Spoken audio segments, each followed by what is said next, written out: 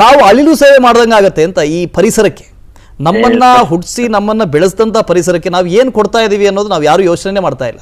ನಾವು ಅದನ್ನ ಎಷ್ಟು ಹಾಳು ಮಾಡಬೇಕು ಅಷ್ಟು ಹಾಳು ಮಾಡ್ತೀವಿ, ಆದ್ರೆ ಏನು ಕೊಡಬೇಕು ಅದನ್ನು ಕೊಡ್ತಾ ಇಲ್ಲ ಅಂತ ತಮ್ಮ ಮೂಲಕ ಒಂದಷ್ಟು ಜನರಿಗೆ ಇದು ಉದಾಹರಣೆ ಆಗಲಿ ಅಂತ ಸರ್.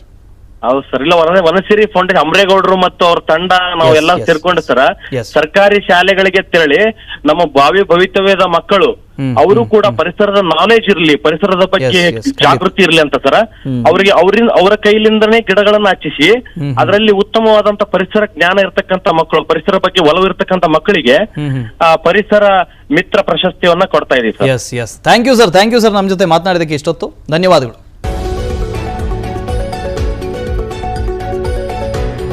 ಕ್ಷಣದ ಸುದ್ದಿಗಳಿಗಾಗಿ ವಿಸ್ತಾರ ನ್ಯೂಸ್ ಆಪ್ ಡೌನ್ಲೋಡ್ ಮಾಡಿ. ವಿಸ್ತಾರ ನ್ಯೂಸ್, ನಿಖರ ಜನಪರ.